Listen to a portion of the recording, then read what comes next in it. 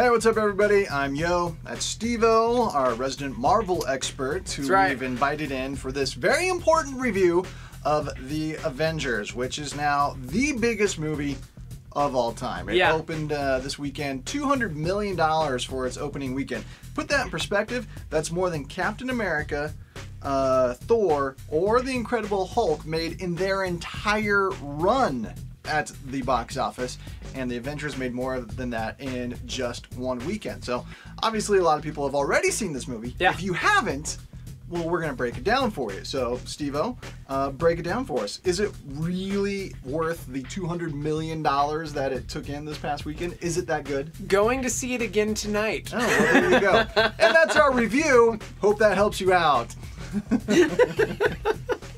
But really, yes, I really am going to see it tonight. Yeah. It's brilliant. It's my favorite, not just it's I think my favorite comic book movie of all time at this point. It had really high expectations. People were freaking out beforehand, and a lot of times, unlike, you know, I think of Green Lantern, which had really high expectations.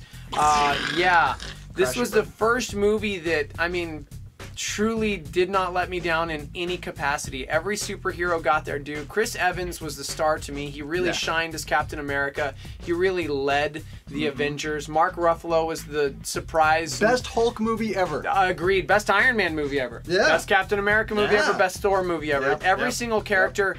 Joss Whedon got the very best out of his guys, and it shined. The humor was right on. It didn't take itself too seriously, but the moments that it needed to be serious were spot on. It had you laughing and crying and jumping up and down and screaming and throwing things. It was my favorite movie experience, I think, of all time. It is a lot of fun. And also, you know, for me as a reviewer, as a Christian reviewer, I was kind of giggling to myself because I'm taking notes. I'm like, you're just making this too easy, you know, to pull out some salient points to discuss from a biblical perspective. My favorite, I loved Hawkeye and Black Widow, and they're the only ones that I wish there would have been more of them in this movie, because they had some great moments. It's kind of like the normal, average, everyday humans trying to comprehend things that are way beyond their experience. Gods and magic and superheroes and all that stuff, and they're the normal ones. But I like where it kind of got into a little bit of Black Widow's past. And she's an assassin, and she used her skills at one time for whoever. She didn't care.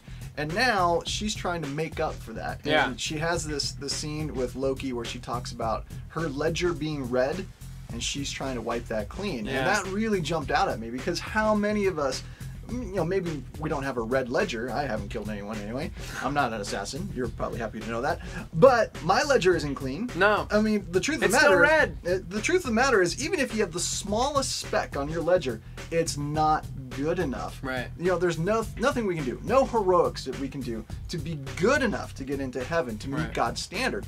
Jesus Christ died on the cross, and in doing so, he took our ledgers, crucified them on the cross with him, and then handed us a perfectly clean one in return through his resurrection. So I loved that whole talk, and it comes up a couple times. It does. Trying to wipe the ledger clean. And that wasn't the only thing that you could discuss from this movie, and there's lots of other things that you could talk about. And then, of course, the big concern is it okay for kids? I took my 8- and 6-year-old, and I'm taking them again tonight. It was fantastic.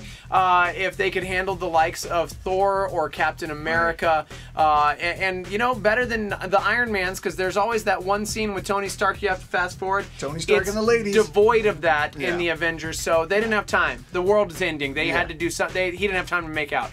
So it was honestly brilliant. I can't wait to see it again. I took my girls, and you know, I was talking with them afterwards. I knew there was one scene I didn't want them to watch that was, you know, a little vicious. And so, I have boys. Yeah, I have boys, so it's different. And then there was a couple scenes where they were scared, but they handled it just fine. So yeah, you know, like 10 or so is probably age appropriate.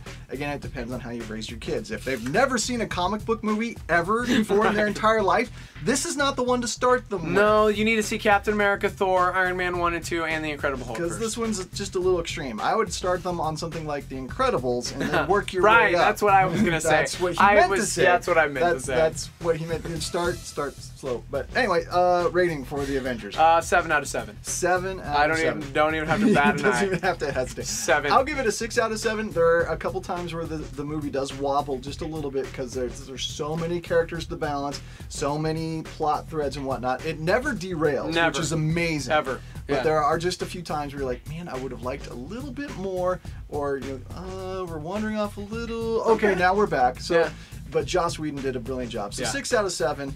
And if you want to read the full review, you can check out GameAndMovieGuide.com. Also, more coverage at HollywoodJesus.com. And to keep up whenever we post reviews, videos, and all the rest that we do, be sure to follow us at Facebook, Facebook.com/GameAndMovieGuide. Thanks, Marvel guy. Of course.